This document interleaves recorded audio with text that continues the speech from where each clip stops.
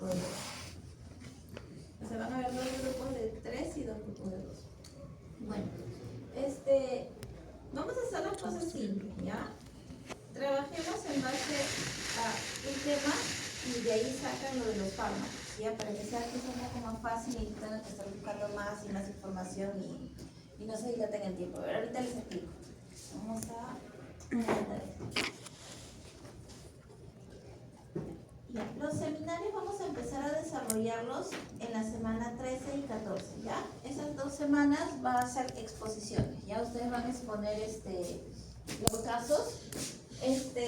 Como los voy a dividir, van a ser 4, 1, 2, 3, 4, 5, 6, 7, 8, 9. Como van a ser 4 grupos de cada sección, entonces los voy a sortear para ver a quién les toca 4 de estos temas, ¿ya? O sea, ningún tema se va a repetir, ¿ya? Entonces, como les dije, ustedes tienen un grupo de 5 personas, pero a ese grupo de 5 lo vamos a dividir más, ¿ya? No, ustedes son 3 grupos, ¿no? Ya. Sí, va a tener que aumentar 2 enfermedades más. ¿Ustedes cuántos son? Son 15, ¿no? Sí, 15. Son 15, ¿no? No, entonces ustedes van a hacer grupos de 3. No, sí, de todas maneras vamos a hacer 4 grupos. No entendí. 4, van a ser grupos de 4 y uno de 3. Grupo de 4. No, aprendan a trabajar. Ya que en Po hagan. Ya ustedes vean ya. Estamos los 4. Ya, entonces van a hacer... Ya tú no repites amistades. 12, sí. Ya, entonces van a hacer 3 grupos de 4 Ya. y un grupo de 3, ¿ya? Ya, ustedes vean cómo se distribuyen. Ahí al final hacemos el sorteo, pero ya vayan conversando quién con quién. ¿Ya? Entonces, bueno, como ven, ¿en qué va a consistir la exposición? En que vamos a, pero si en la tabla tengo 10, pero déjame pensar. Si en la tabla tengo 10. No, sí, está bien. Ya, bueno, vamos a tener esos 5 puntos, ¿ya? Van a explicar un caso clínico. O sea, en base a la enfermedad que les doy, ustedes se van a buscar o un caso clínico real, o en tal caso puede ser un documento que encuentren acerca de un caso clínico de la enfermedad que les estoy asignando. Ya, bueno, van a desarrollar el caso clínico y la enfermedad, ¿no? Una pequeña quizá fisiopatología como para que puedan entender el por qué se van a usar ciertos fármacos. Entonces, van a colocar, ¿no?, los fármacos utilizados por el reporte o por la historia clínica de ese paciente, ya explicando un poco las indicaciones, por qué se dieron, cuál es su principio, su mecanismo de acción, ¿no?, y las razones por las que usar. Ahora, aparte de ello, ustedes tienen que complementar, ya, si quizá haya algo adicional que agregar a ese protocolo, ¿no?, que hizo el médico original, ¿no? Si por ahí ustedes tienen alguna otra alternativa o creen que puedan sumar algo en base a una bibliografía que ustedes van a revisar, porque esa es la idea, que ustedes revisen bibliografía, lo colocan y lo justifican, ¿ya? Si en tal caso no encuentran algo adicional, porque quizás son protocolos estándar, en tal caso adicionan, ¿no?, alguna justificación, agregan, ¿no?, algo que puedan encontrar innovador, interesante o justificar por qué, ¿no?, o sea, resaltar el por qué, pero lo importante es que se empapen bien de esto, ¿ya? Pues yo soy bien preguntón. Ya, discusión grupal e individual, ¿ya? Bueno, básicamente ustedes van a indicar el por qué se usa ese protocolo, cuál es su mecanismo de acción, van a justificar en base a la patología del paciente, ¿ya? Y bueno, se va a hacer una discusión, ¿no? Si ustedes quizás encontraron un protocolo o de tratamiento, ¿no?, más moderno, innovador y desestima un poco lo que ustedes encontraron, eso es lo interesante de la discusión, ¿no? Ustedes justifiquen el por qué creen ustedes que esto es mejor, ¿no?, lo que han encontrado y el por qué. Eso lo va a hacer más interesante a sus trabajos. Ahora, bueno, y nosotros les haré las preguntas, ¿ya? Entonces, vamos a sortear más tarde esto, ¿ya? Los temas. Y como van a hablar aquí de fármacos, entonces la información formativa consta de lo siguiente, ¿no? A cada grupo se le van a asignar 2 fármacos. No les voy a asignar. De lo que ustedes van a investigar, escogen 2 fármacos. ¿Ya? ¿Ya? Y bueno, en este software, el software te da 14 días gratis, así que pueden inscribirse y en ese software van a esquematizar el mecanismo de acción de cada uno de los fármacos, ¿ya? Esto lo van a presentar en la semana 11 y 12, ¿ya? Igual también por sorteo, van a ser 2 en cada día, ¿ya? O sea, dos grupos van a exponer la 11 y 2 grupos la 12. Igual con el tema del caso clínico, va a ser la 13 y la 14. 2 grupos exponen el 13 y 2 grupos exponen 14. Todo por sorteo para que no se pique. Ya. Y bueno, y el producto, que eso lo van a presentar la semana 15, ya, en base a realizar un video acerca de farmacocinética, farmacodinámica, uso y efectos adversos de fármacos de sus respectivas exposiciones. Ya, y eso lo van a exponer en la semana 15, ¿no? El video tiene que durar 3 minutos como máximo. Pueden utilizar cualquier tipo de programa que haga videos, ya, pero que sea algo didáctico y bonito acerca de los fármacos que ustedes han investigado en el caso clínico. ¿Ya? ¿Sí? ¿Todo claro? Sí. ¿Sí? Ya. Profe, el de la semana 11 y 12. El de la semana 11 y 12, aquí está. Ese es una investigación. Sí, es la investigación formativa. Pero va a ser en base a los fármacos que ustedes utilizaron en su caso, ¿ya? Como para que ya estén bastante empapados en ello y no se estén haciendo bolas con tanta información, ¿ya? Y la cosa que, y eso ya se lo van a aprender ustedes. ¿Solo son entregables? ¿IF y producto? No, todos son entregables, pero lo vamos a ver en la práctica. ¿Se exponen? Sí. Ah, ok. Pero también nos puede facilitar un biorender, o sea, como ejemplo. Aquí sí, este es un ejemplo del video. Está justo en el manual. Ahí tienes el link del video. O sea, este link es en el manual. Así que ahí lo revisas y en la última parte del manual, ahí están las descripciones para que puedas ver el ejemplo del video. ¿Ya? Bueno, chicos, entonces Profesora, ¿cuántos grupos serán? No sé de cuántos. van a ser 3 grupos de 4 y un grupo de 3. ¿Ya? O sea, van a ser 4, lo vamos a dividir en 4. Profesora, en caso uno quiera salir a exponer primero para el primero, no me acuerdo cuál es. Bueno, Para la fecha semana sí va a ser 13 y sorteo. 14. Bueno, la fecha sí va a ser sorteo. Ah, o sea, si yo quiera salir... Sí, o al menos que todos estén de acuerdo que si ellos quieren salir primero, los ponemos en la primera semana. ¿No hay problema? No, estaba dando una sugerencia nomás. No, que preferible es que sea sorteo para evitar el yo también quería, yo quiero y de ahí se generan pleitos, ¿no? En tal caso, el mismo día, si hoy un grupo que dice yo quiero exponer primero y el otro no tiene ningún inconveniente, normal. Ah, ok. ¿Ya? Pero lo del día sí preferible que sea sorteo, ¿ya? Listo, chicos, entonces ya esto ya lo... Semana 12. Empato que... Bueno, en base a lo que vimos en No. clase, No. vamos a ver un videíto que nos va a esquematizar un poquito más acerca de De la las láminas. terapia. Las expos de las láminas. Oye, pues nada más. No Y el ajeno a lo examen. normal. Y los meses Pero de- nada ajeno a lo normal. ¿Qué es la crioterapia? La crioterapia se define como el método terapéutico destinado a mantener o a restaurar por vía endovenosa el volumen y la composición normal de los fluidos corporales. ¿Por qué empleamos crioterapia en la anestesia? Durante la anestesia empleamos crioterapia para mantener permeable una vía venosa, corregir los posibles efectos hemodinámicos de los fármacos empleados, suplementar las pérdidas de fluidos insensibles del paciente por el ayuno o la orina, por ejemplo, así como las pérdidas patológicas causadas, por ejemplo, por vómitos o diarreas. ¿Cómo se mueve el líquido dentro del cuerpo? El cuerpo tiene un 60% de agua, el cual se encuentra dentro de las células en 2/3 partes, en el espacio intersticial en 1/4 parte y menos de un 10% está en el interior de los vasos. La falta de agua en un paciente se llamará deshidratación si ocurre en el espacio intersticial o hipovolemia si ocurre en el espacio intravascular. El exceso de agua producirá edemas en el espacio intracelular o intersticial. El agua se mueve entre estos 3 espacios gracias a 3 fuerzas fundamentales. La presión hidrostática, que es la presión debida al peso del fluido en reposo, la cual no es clínicamente muy importante. La presión osmótica, que es la presión causada a través de una membrana semipermeable por el gradiente de concentración de un soluto. En el caso del cuerpo, es el sodio. El movimiento neto de agua tenderá a igualar las concentraciones a ambos lados de la membrana.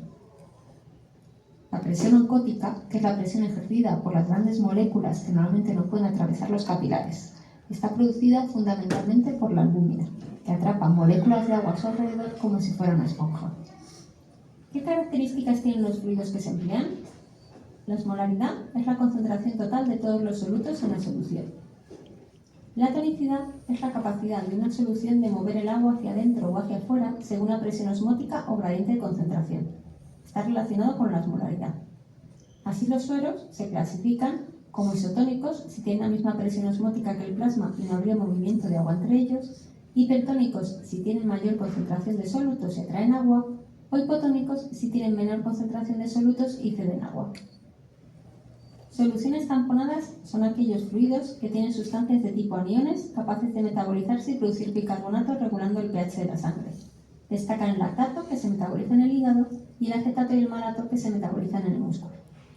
Sustancias coloidales son partículas de alto peso molecular añadidas a los fluidos para aumentar su presión oncótica, actuando como pequeñas esponjitas que mantienen el agua dentro del vaso durante mayor tiempo. ¿Cómo se clasifican los fluidos?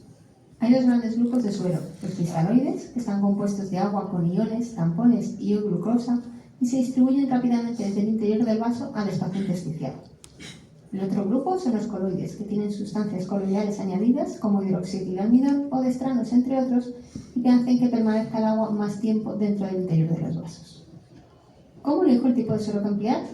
En general, el objetivo es que el suero llegue al espacio donde se ha perdido el agua y lo haga con una composición similar al líquido que se ha perdido previamente. Vamos a ver a continuación los sueros más empleados en anestesia veterinaria, comparando su composición con la del plasma para poder saber cuándo usarlos y cuándo estarían contraindicados. El suero fisiológico, salino o cloruro sódico al 0,9% es un suero isotónico y tiene una mayor concentración de sodio y cloro que el plasma. Por lo tanto, se usa en pacientes con hiponatremia, hipocloremia e hiperpotasemia, como ocurre en la enfermedad de Addison. Al tener gran cantidad de cloro y ser acidificante, estaría indicado en hipercloremia por alcalosis metabólica producido cuando hay una obstrucción pilórica completa. El lactato y el isofundin son dos sueros isotónicos con concentraciones de sodio, cloro y potasio similares al plasma. Ambos tienen calcio, por lo que no deben administrarse junto a una transfusión de sangre, ya que pueden producir microprecipitados. Los dos tienen sustancias tampón. El lactato tiene lactato, que aunque se metabolice en hígado, no está contraindicado expresamente en enfermedad hepática, salvo casos muy avanzados, y el isofundin, que tiene acetato y maclato y se metaboliza en el músculo. Los siguientes sueros que veremos a continuación son los que tienen glucosa en su concentración, el glucosalino y el glucosado al 5%. El glucosalino es un suero fisiológico con glucosa, mientras que el glucosado solo es agua con glucosa. Debido a ello, es un suero hipotónico y solo debería emplearse para casos de hipernatremia y en ciertas cardiopatías con mucha precaución para no producir edemas. En el caso de querer tratar una hipoglucemia con fluidoterapia, la mejor opción es elegir un suero cristaloide isotónico de composición similar al plasma y diluir en él la glucosa. El suero salino hipertónico tiene una concentración de sodio y cloro muy superior al plasma y se empleará cuando se necesite una recuperación rápida del volumen intravascular o para el tratamiento de aumento de presión intracraneal. Este efecto durará alrededor de 1 hora. Los siguientes sueros, el EMOES y el ISOES al 6%, son sueros de tipo coloide, ya que tienen sustancias coloidales disueltas en un fluido similar al suero salino fisiológico o lactato respectivamente. Gracias a estas partículas de alto peso molecular, mantienen el agua en el espacio intravascular hasta 24 horas. Están indicadas en pacientes con hipoalbuminemia que presentan baja presión oncótica y con hipovolemia. No se recomienda su uso en coagulopatías, ya que las partículas de gran tamaño pueden interferir con el proceso de la coagulación y en alteraciones de la permeabilidad renal, donde las partículas de menor tamaño se filtrarán. ¿Qué cantidad y velocidad de fluidos administro? La fluidoterapia debe ajustarse al paciente según su estado de hidratación, equilibrio electrolítico, estado ácido-base y función renal. Si el paciente está deshidratado, deben reponerse los fluidos antes de la anestesia, siempre que sea posible. Para restaurar el volumen circulante se determina la cantidad necesaria multiplicando el peso por el porcentaje de deshidratación en tanto por 1 y administrándolo en varias horas. Se empleará un suero cristaloide isotónico con composición según el estado electrolítico del paciente. Una vez hidratado, Durante la anestesia se realiza una fluidoterapia de mantenimiento con un solo cristalóide isotónico cuya composición dependerá del estado electrolítico del paciente y preferiblemente tamponada. Según las últimas recomendaciones, la velocidad de mantenimiento de fluidoterapia durante la anestesia será de 5 ml kg para el perro y algo menor de 3 ml kg para el gato. Si durante la anestesia se detectara un déficit intravascular por hemorragia o hipoalbuminemia, se administraría coloides en bolo lento, de 2 a 5 ml kg en perros o 1 a 2 ml kg en gatos. Es posible mantenerlos en infusión continua después del bolo si es necesario. ¿Qué vía de administración se emplea? Lo más habitual es emplear una vía venosa periférica, como son la vena cefálica, safena o auricular. Para casos más comprometidos puede emplearse una vía central en la vena yugular. Otras vías posibles, pero quizá no tan recomendables, serían intraósea, intraperitoneal o subcutánea. ¿Cómo monitorizo que lo hago correctamente? Para monitorizar que la fluidoterapia es la adecuada a nuestro paciente, nos permite corregir el déficit de fluidos evitando el exceso de los mismos, podemos valorar que ciertos parámetros de nuestro paciente estén dentro de los límites fisiológicos, como son la presión arterial, la densidad urinaria, la diuresis y el lactato, entre otros muchos.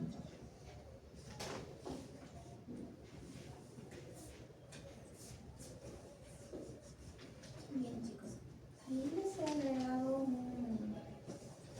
un archivo.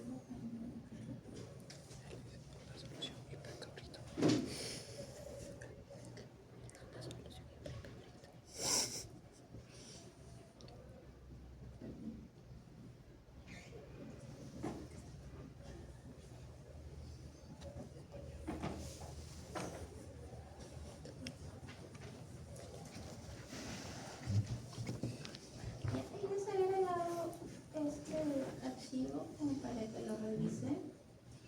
Ya, justo habla lo que dice en la primera parte del video, ¿verdad? Que un paciente, bueno, lo que hay a nivel intracelular y extracelular de hidratación, ¿no? Cuando hablamos de hidratación y de bulimia. Ya, también las características acerca de los cristaloides isotónicos, hipotónicos, hipertónicos. Ya, bueno, acerca de los coloides. Ya, y bueno, las consideraciones que habíamos hablado en teoría, ¿no? De cómo saber si un paciente está deshidratado o no, y el grado, ¿no? Cómo saber cuando un paciente está en shock hipovolémico compensado o descompensado.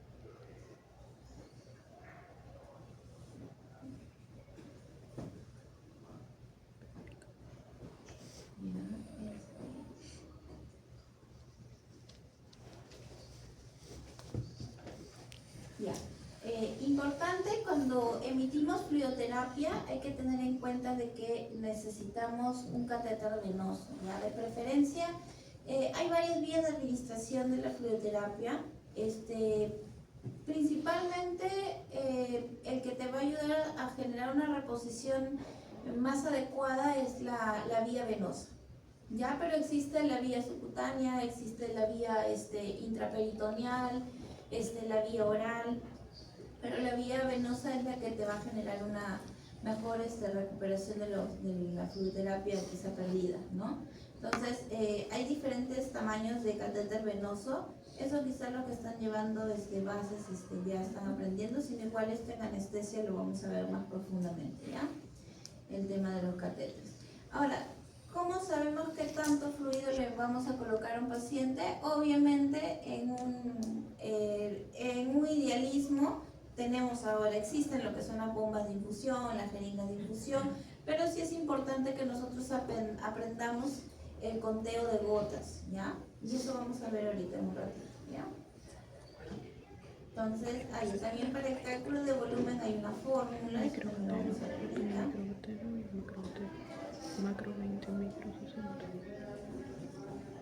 Aquí incluso esto es interesante porque habla acerca de los bolos, ¿no? Los coloides se dan por bolos y si es que es necesario puedes dejarlo en infusión continua, ¿no? Quizás si es que hay una hemorragia intraquirúrgica, por ejemplo, lo puedes suministrar como infusión continua. ¿Ya? Y bueno, tener en cuenta que existe lo que es un cálculo de CRI. El cálculo de CRI viene a ser el bolo de precarga, también conocido, que es la cantidad inicial que se le coloca a un paciente con respecto a un fármaco o en este caso el fluido que se le da inicialmente al paciente, ¿ya? Entonces,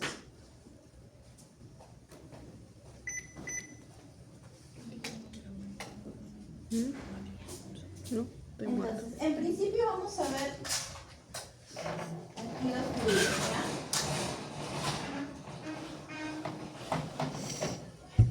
Listo, entonces aquí tenemos cristaloides. ¿Qué cristaloides son estos? Cloruro de sodio, lactato de Ringer y dextrosa. Ajá, cloruro de Creo. sodio, lactato, Ringer y dextrosa. ¿Esa dextrosa a qué porcentaje está? 5, 10, no veo. ¿5? No veo. 11, 10, No veo. 10. Al 10%. 10. Entonces, ¿se considera un isotónico o no? No. ¿Qué se considera? Hipertónico. Hipertónico. Ajá, hipertónico, ¿ya? Entonces al 10% ya es hipertónico. Un isotónico en realidad se considera de dextrosa al 2.5. Ajá, que se considera la fluidoterapia para mantenimiento, ¿ya? Entonces, aquí incluso pueden pasarse las botellitas para que vean, ¿ya? En estos de aquí, ¿ya? El cloruro y 2.5 es el ISO. lactato. Sí, isotónico. Ya, ahí está la indicación de la composición de los electrolitos que tiene, te dice cuántos moles están. Aquí, por ejemplo, en la dextrosa también está la composición ahí para que lo vean y le dicen mientras para que vean. En ese caso del isotónico, al 2.5% dijo que se podía Todavía no vence. diluir con el cloruro, ¿no? Sí, con el cloruro, 50-50. 50-50, ¿no? Y ahí lo bajas a 2.5. Entonces ya ahí se vuelve isotónico y ya lo puedes utilizar en una fluidoterapia de mantenimiento. Osmolaridad de la sangre. ¿Qué? Osmolaridad de la sangre. 300. Sí, 308. No, son 300 miliosmoles. Ahí se tiene 308. Acá está la respuesta de la 1.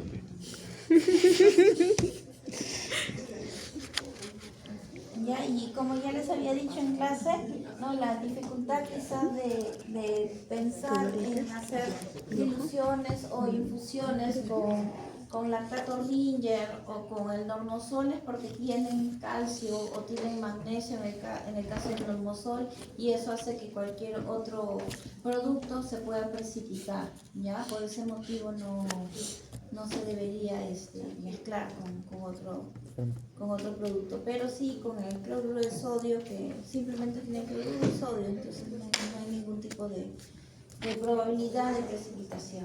En el caso del polielectrolítico, El polielectrolítico, qué bueno que me lo preguntas. Vamos a buscar todo lo que tiene el polielectrolítico. Tiene varias cosas.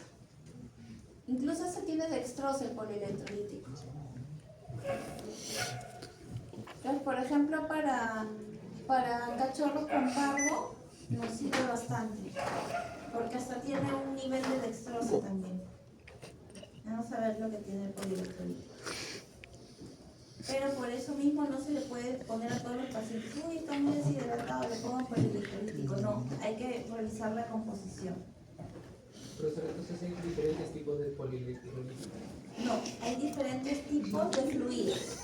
El polielectrolítico es un fluido muy similar al cloruro, al lactato, pero tiene su composición especial. Vamos a buscar una imagen. Por si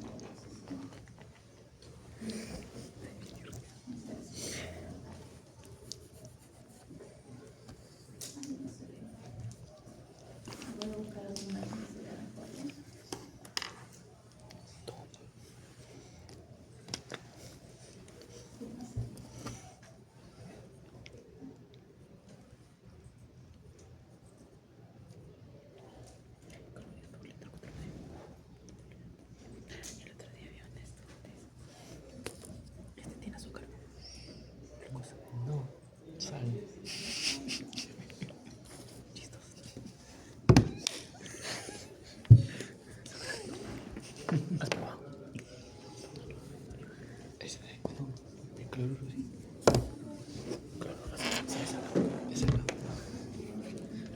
Debe ser dulce, me imagino. Esto es dulce. Dulce también. Dulce también. Tiene azúcar.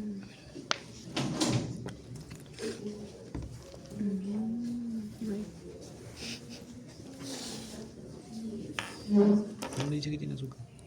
Lactato. El lactato es un tipo de azúcar.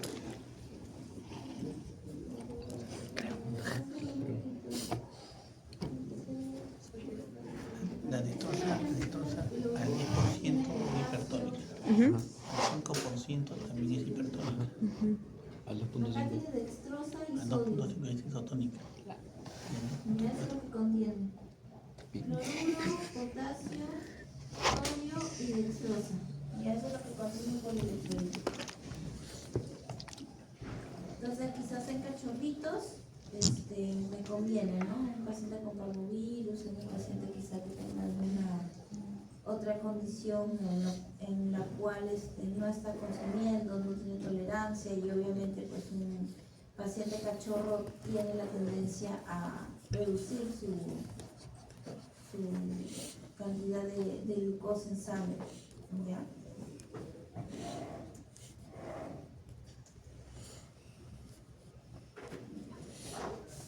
Entonces, bueno, vamos a ver lo siguiente. ¿Cómo sabemos cuánto fluido le vamos a pasar a un paciente? ¿Ya? Tenemos primero lo que viene a ser el cálculo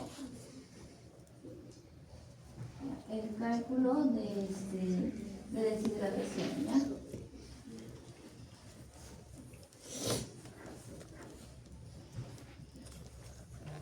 Yo tengo un paciente de 10 kilos, ¿ya? Entonces yo sé que este paciente tiene 8% de deshidratación, ¿ya? Y también tengo como dato, bueno, ya tengo esos datos, ¿ya? Entonces, ¿cómo sé cuánto fluido le corresponde a este paciente? La fórmula es así, ¿ya? ¿Ya? Para saber cuánto es su mantenimiento. ¿Ya? Y entonces el volumen de mantenimiento, ¿cuánto va a ser? Va a ser el peso, ¿ya?, por el porcentaje de deshidratación, ¿ya?, multiplicado por una constante. Ay, gracias. Ya, multiplicado por una constante. Entonces, ¿cómo se haría esto? Se haría así. El peso es 10. Por la deshidratación, que es 8, y la constante siempre va a ser 10. ¿Ya? Entonces, ¿cuánto le voy a poner al paciente? 800. 800 mililitros. Todo esto siempre es en factor a 24 horas. ¿Ya? Siempre es así. ¿Ya? Ahora, yo sé esto acerca de mi paciente, ¿ya? Con referente a lo que vendría a ser el volumen de deshidratación. Ahora, ¿qué pasa si mi paciente no está deshidratado? Va a haber un volumen, también va a haber una fórmula que me va a indicar el volumen de mantenimiento. Ya, volvemos a mi paciente de 10 kilos. A un paciente que no está deshidratado, yo voy a calcular el peso del paciente por una constante, ¿ya? Constante de mantenimiento. Ya, esta constante de mantenimiento tiende a ser variable. ¿A qué me refiero? Por ejemplo, pacientes pequeños o pacientes medianos, vamos a poner mediano, grande y pequeño, ¿ya? Los datos entran acá en el rango pequeño. Mediano, por lo general, el cálculo va entre 50 a 60 la constante, ¿ya? Cuando son grandes puede ser de 40 a 50 la constante, y en pequeños puede ser incluso hasta 90, ¿ya? Hasta 90. ¿De qué depende? Depende pues por el hecho de que ellos tienen un metabolismo más rápido, los pacientes pequeños, ¿no? Pero para hacerlo más práctico siempre usamos el factor del pequeño. Como igual lo corregimos con el factor de deshidratación y con el factor ahorita vamos a ver el factor de pérdida, entonces ahí ya corregimos la volemia bastante. Entonces, ¿cómo lo hacemos? Normalmente usamos 60, ¿ya? Entonces, ¿el peso del paciente cuánto es? 10. 10. Por la constante de mantenimiento que vamos a usar 60, ¿cuánto tiene que recibir este paciente en 24 horas? 600 mililitros. 600 mililitros en 24 horas. Ahora, ¿qué pasa si el paciente vomita y el paciente tiene muchas diarreas? Entonces, no solamente está deshidratado en un porcentaje y no solamente necesita recibir una cantidad X así sin estar deshidratado, sino también necesita recibir una volemia de pérdida. ¿Ya? Entonces, en este caso, vamos a agregar la cantidad que pierde, ¿no? Por ejemplo, si yo le pregunto al secretario, ¿no? ¿Cuántas veces ha vomitado? Ha vomitado 5 veces. Y sumando todos los vómitos, ¿cuánto crees que haya vomitado? ¿1 litro, medio litro? No, será pues 300 mililitros. Ahí, 300 mililitros. 300 mililitros de pérdida. Y vamos a poner que solo es vómito. Entonces, si nos referimos al mismo paciente, ¿cuánto volumen tenemos que ponerle en total? Volumen total. Vamos a sumar el volumen de mantenimiento más el volumen de deshidratación más el volumen de pérdida. ¿Ya? ¿Cuánto era el volumen de mantenimiento? 600. 600. ¿Ya? ¿Cuánto es el volumen de deshidratación? 800. 800. ¿Ya? ¿Más cuál es el volumen de pérdida? 300. ¿Ya? ¿Cuánto es todo eso sumado? 1700. 1700, ¿no? 700. Ya, 1700 mililitros. ¿Eso en cuánto tiempo? 24 En horas. 24 horas. ¿Y por cada hora cuánto me sale? Divido. Ajá. Si queremos saber cuántos mililitros le vamos a poner en una hora a este paciente, lo dividimos. O si no, si es que no entiendes el por qué, regla de 3. ¿Ya? 1 mililitro. 1700 mililitros lo paso en 24 horas. ¿Cuánto voy a pasar en una hora? X es igual a 1700 70.8 mililitros. entre 24. ¿Cuánto sería? 70.8 mililitros. 70.8 mililitros. ¿Eso se mantiene 70.8 o se redondea? Puedes redondearlo, cuando es fluido puedes redondearlo. O sea, si tú tienes una bomba de infusión, lo pones tal cual. Pero si tú quieres sacar goteo o quieres tener un número exacto, lo puedes redondear a 71 mililitros por hora. ¿Ya? Pero no se olviden esto. Mililitros por hora. ¿Ya? Entonces, ya tenemos esto, que digamos que es el esquema general. Ahora, ¿cómo sé? Yo no tengo bomba de infusión, entonces ¿cómo calculo cuánto le voy a poner al paciente? Me pongo a llorar, me pongo nomás a ver hasta cuánto llega. Y le pasó pues toda su actividad de 24 horas en 12 horas. ¿Y ahora qué hago? Espero hasta dentro de 12 horas para volverlo a poner fluido. No, tenemos que calcular, porque ¿qué pasa cuando hay mucho volumen en el cuerpo? Edema. Sí. ¿Qué pasa? ¿Qué pasa cuando el vaso tiene mucho volumen? ¿Ah? Se rebalsa, ya. Por ahí va el concepto. La presión cambia, ¿no es cierto? Y al haber más presión, ¿qué va a pasar? Ese fluido se va a extravasar, ¿no? Y se va a ir hacia cavidades. Entonces, ¿qué vamos a generar? Un edema. Por eso es importante no solamente saber cuánto fluido le voy a poner a un paciente, sino en qué frecuencia. Cuando, por ejemplo, distribuimos, ¿no?, un fluido de esta naturaleza, de 71 mililitros en una hora, vía oral, si es que el paciente logra tener tolerancia y puede llegar a tomar esta cantidad de agua por sí solo, excelente. forzado definitivamente no es cómodo, ¿no? Imagínate con tus jeringuitas de 5 mililitros persiguiéndote al perro toda la hora para llegar a los 70 mililitros en una hora, o sea, no hay forma. ¿Ya? Subcutáneo, se lo podemos poner, es demasiado volumen, ¿ya? A un paciente se le puede poner fluido subcutáneo, sí, pero se le pone seccionado, o sea, no es que le pones todo lo que le corresponde para las 24 horas en una sola aplicación. Más o menos lo seccionas cada 4 horas, puedes irle poniendo una porción. Pero aún así, ya, vamos a suponer que le ponemos cada 4 horas a nuestro paciente. Ya, supongamos que son 70, 7 por 4 28. es 280. Imagínate ponerle 280 mililitros de suero subcutáneo al perro cada 4 horas. Una jorobaza. ¿Ya? Un Entonces, camello. tampoco es factible, ¿ya? Entonces, poniéndoles Camello. todos esos panoramas, bueno, intraperitoneal también se puede poner, pero definitivamente es un poco incómodo, ¿ya? Entonces, ¿cuándo utilizamos intraperitoneal? Cuando son pacientes muy pequeños.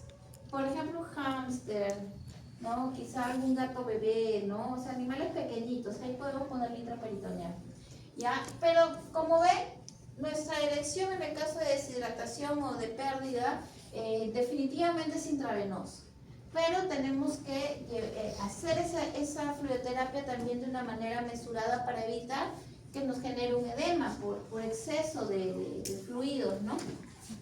Entonces, para ello tenemos que hacer lo que es un cálculo. ¿Ustedes conocen qué es un Volutrol y qué es un Venoclisis? Sí, quería que me lo saquen, pero seguro todos conocen, o les busco imágenes. ¿Sí? Ya. Sí. Ya. Entonces, vamos a buscar imágenes, ¿ya? Hay dos tipos de, por decirlo así, de cablecitos, ya, que me van a generar el suministro del fluido en diferente conteo de volumen, ¿ya? O sea, hay una gota que es más gruesita y que por consiguiente tiene mayor cantidad de fracción de volumen de mililitro a diferencia del otro, ¿ya? Y uno se llama Volutrol y el otro es Venoclisis.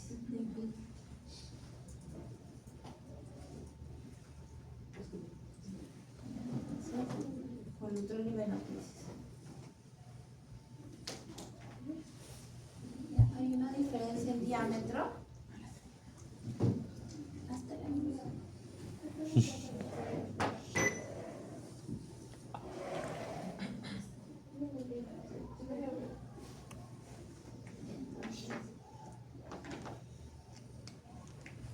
Ya, ese de aquí es el Volutrol. Volutrol o también llamado microgotero, ¿ya? Y como ven, tiene una puntita que es delgadita, ¿ya? ¿Ya? Este es el que va a contar la cantidad de gotas, pero tiene un diámetro bien chiquito, es como una aguja, ¿ya? A diferencia de...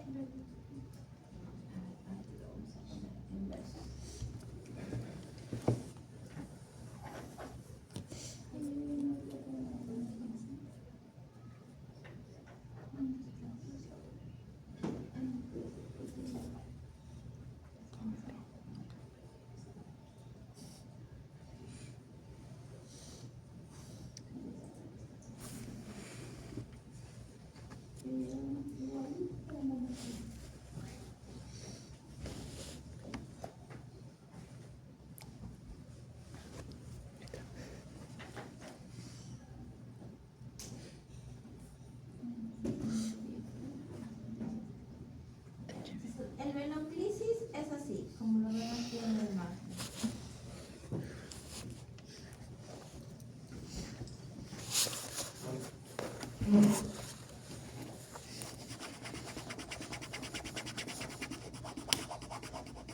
El Venoclisis es así.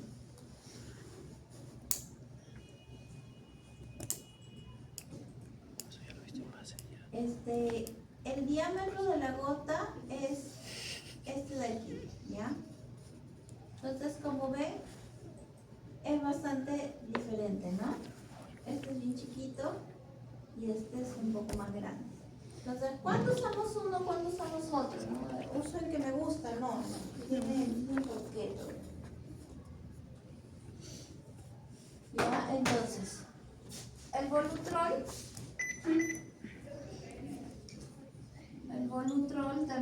llamado microgotero se utiliza en pacientes menores de 10 kilos. Ya se va a utilizar. Ay, no mueras, en pacientes menores de 10 kilos. ¿Ya? Ahí se utiliza. Y su gota, ¿ya? Y su gota tiene esta característica, ¿ya?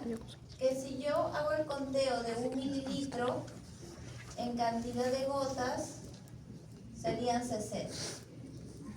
¿Ya?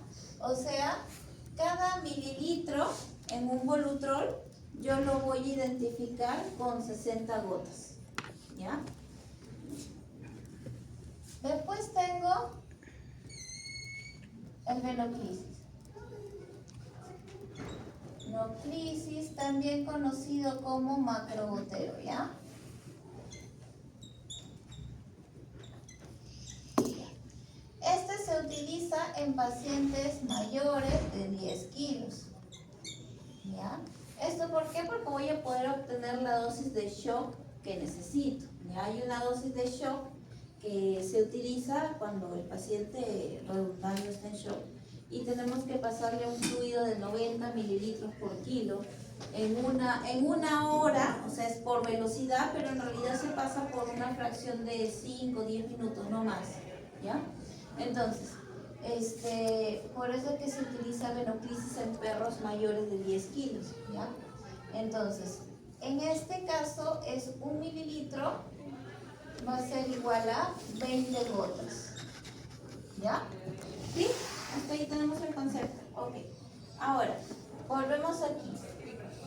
Tengo que pasarle 71 mililitros en una hora. Entonces yo sé que tengo que pasarle 71 mililitros al paciente en una hora. ¿Cuántas gotas voy a contar yo? Las gotas se cuentan por segundo. Cuando nosotros abrimos el venoclisis vamos a ver que cada gotita, entre gota y gota voy a contar cantidad de segundos. ¿Ya? Eso me va a dar esta medida. ¿Y cómo lo hago? Convierto todo. Entonces, como yo quiero llegar a gotas por segundo, vamos a convertir todo. Entonces tengo 71 mililitros, que 1 mililitro es igual a... Vamos a usar primero Volutrol, ¿ya? 1 mililitro es igual a 60 gotas. 60 gotas. Entonces pongo gota ya. Ya tengo gotas por este lado. ¿Ya? Ahora tengo que buscar los segundos. Una hora sé que es ¿cuántos minutos? 60 minutos. Ya me acerco. Pero también sé que minutos lo puedo convertir en segundos, ¿no es cierto? Entonces borro minutos y lo convierto en segundos. ¿Cuántos segundos es un minuto? 60. 60. ¿Por qué lo hago así? Porque es más fácil cancelar, ¿ya? Porque lo pueden multiplicar, pero por las puras porque acá se van a ir. ¿Ya? Entonces lo dejamos así y yo cancelo, ¿ya? Eso es como si fuera una ecuación, ¿no? O sea, se van dos para un lado. Sí, eso queda claro, ¿no se acuerdan? Matemáticas de colegio. Entonces, 60 de aquí se va con porque en teoría, como yo busco una gota por cuántos segundos, todos estos de aquí se van a ir acá abajo. ¿Ya? ¿Sí?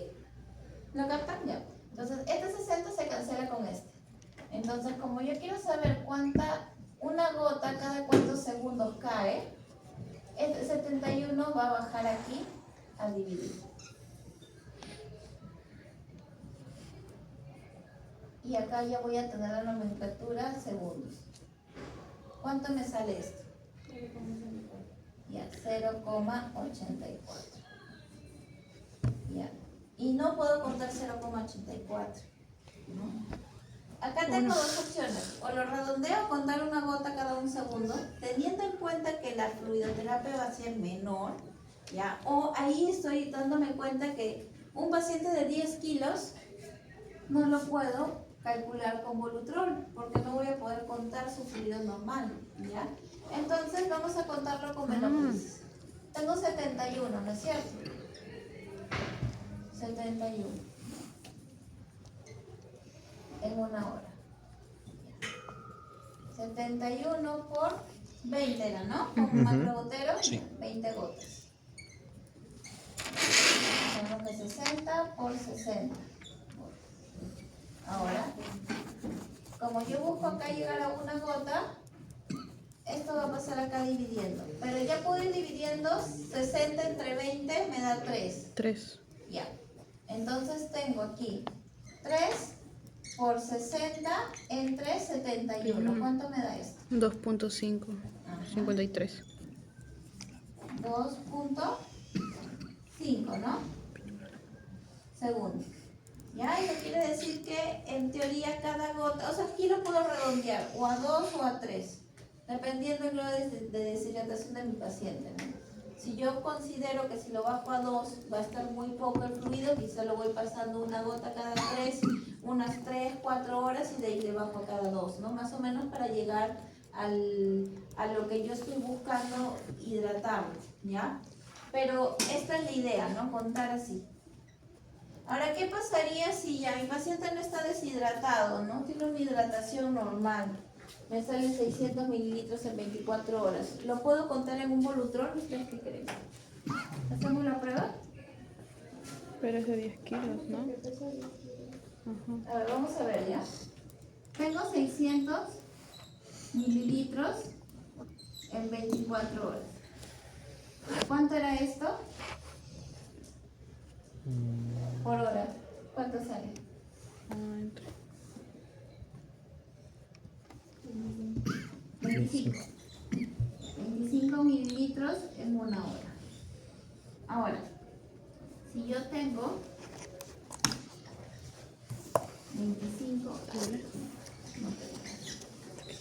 25 mililitros, que lo reemplazo en gotas, es 60 gotas, ¿ya? En una hora, que es 60 por 60 segundos. Ahora, este se va con este y este 25 baja aquí dividiendo. ¿Cuánto sale? 4. Ajá. ¿No? 0. Eso quiere decir que sí lo puedo medir con un Volutrol. O sea, una gota cae, cuento 4 segundos y debe caer la segunda gota. Pero ¿por qué justificamos el hecho de que tenga que usar un macrogotero? Porque ¿qué pasa si este paciente entra en shock? A este paciente de 10 kilos le voy a poner una dosis de shock de 90 mililitros por hora. Entonces va a ser 90 por 10 kilos, ¿no es cierto?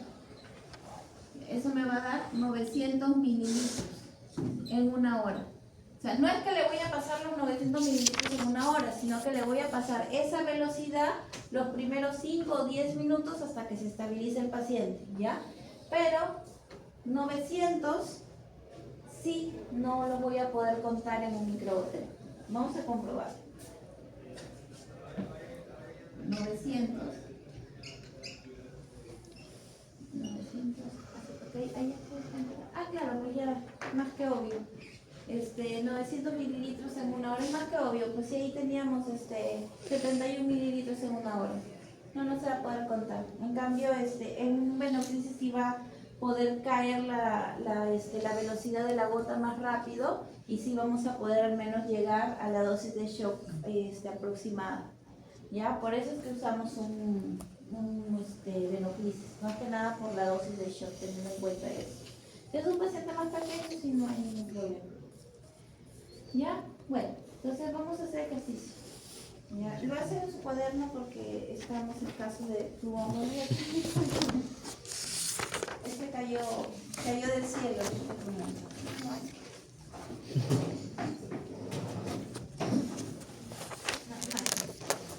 Ya bueno, entonces vamos a inventar en la mente, ya, practiquemos.